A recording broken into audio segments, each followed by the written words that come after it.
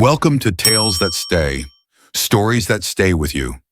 Have you ever promised yourself that tomorrow you would wake up early and change your life, only to silence the alarm and wake up hours later with regret sitting heavy on your chest? You know that feeling? The one where you lie in bed staring at the ceiling, already tired of a day that hasn't even begun. People tell you, successful people wake up early. You've heard it so many times that it sounds like noise, and yet, deep inside, a quiet voice keeps asking, what if they're right? What if the problem isn't your luck, your talent, or your background, but the way you begin your day? This is not a motivational quote. This is a story.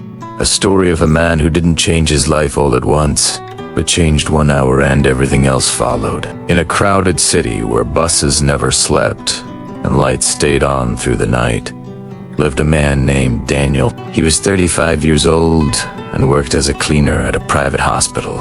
His shift started at 7 p.m.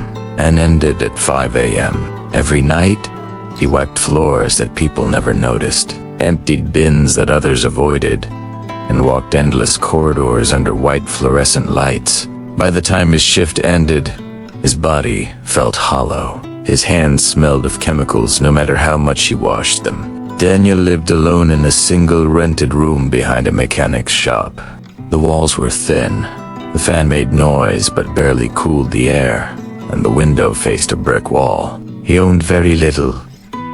A mattress, a small table, a cracked mirror, and an old phone with slow internet. His salary covered rent, food, and transport, nothing more. No savings and no future plan. Every morning at around 5:30 a.m., Daniel walked home while the city was just beginning to wake up. Tea stalls opening, office workers stretching and yawning, students adjusting their bags. He felt invisible, as if his life was happening in reverse. Everyone was moving forward, and he was going to sleep. He wasn't lazy. That was the cruelest part. He worked hard. He never missed a shift.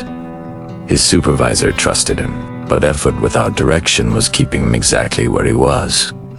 Sometimes he would lie in bed after work, scrolling through his phone, watching videos about success, about money, about changing your life, and then he would fall asleep. Wake up at noon and repeat the same cycle. Once a week, his father would call from their village. When will you come home? Your mother worries. You are getting older. What is your plan? Daniel would answer with confidence he didn't feel. Soon, I'm trying. But after every call, he felt smaller. One morning, as he was leaving the hospital, he noticed an elderly man sitting on a bench outside, sipping tea from a paper cup. The man looked calm, alert. Awake in a way Daniel wasn't. Daniel glanced at the time. It was 5:10 a.m. You're up early, Daniel said without thinking. The man smiled. I've been up for hours. Daniel laughed, tiredly. I'm just going to sleep now. The man looked at him carefully. That explains the ice. They talked. The man's name was Rahim. He was a retired electrical contractor who now ran a small training center for technicians. Nothing fancy, only skills. Daniel asked him why he came so early every day. Because mornings belong to the person who shows up, Rahim said. After that, the world starts making demands. Daniel didn't argue. He didn't need to. Something about the sentence stayed with him. That day, Daniel couldn't sleep properly. He kept thinking about how his mornings disappeared without purpose. At 11 a.m., instead of turning over in bed, he sat up, his head hurt. His body protested. But he stayed awake. He opened his phone and searched for basic computer skills. Just curiosity. Nothing more. The next night, he worked as usual. At the end of the shift, his legs hurt.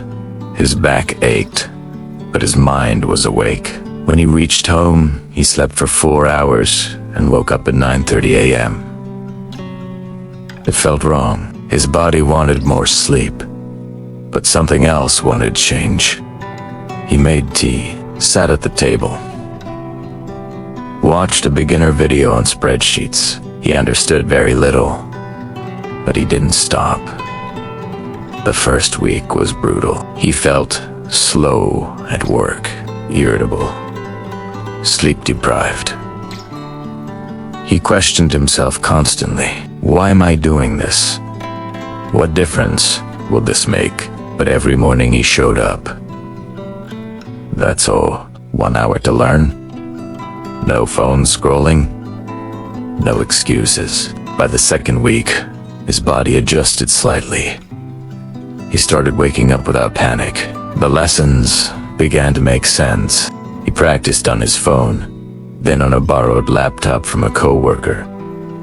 He learned how data worked, how systems worked, how organizations saved time. After a month, something strange happened. He stopped feeling like a victim of his schedule. The morning became his territory. Quiet, controlled, focused, while others slept. Daniel was building something invisible. At the hospital, he noticed inefficiencies, supplies misplaced, records poorly maintained. One afternoon, he created a simple digital list to track cleaning supplies. He showed it to his supervisor. The supervisor was surprised. "You did this?" Daniel simply nodded. "I'm learning." Weeks later, the hospital administration asked him to help digitize basic records. It wasn't a promotion, but it was a door. 6 months later, Daniel no longer cleaned floors at night. He worked daytime hours, assisting in operations. His pay increased. His posture changed. His voice changed. One morning, walking to work at 6 a.m., he passed the same bench. Rahim was there again. "You look different," Rahim said. Daniel smiled. "I stopped giving my mornings away." That's the truth most people never hear. Change doesn't start with motivation. It starts with ownership. The morning doesn't make you successful. What you do with it does. 1 hour. Consistently. Quietly. When no one is watching. You don't need to wake up early forever. You just need to wake up early long enough to become someone who does not hit snooze on their own potential. And tomorrow morning, when your alarm rings, remember something. The life you want is not built in comfort. It's built in the hours you used to waste. Your struggle for excellence must start at 5 a.m. Only then you may cash your day for a fulfilling future.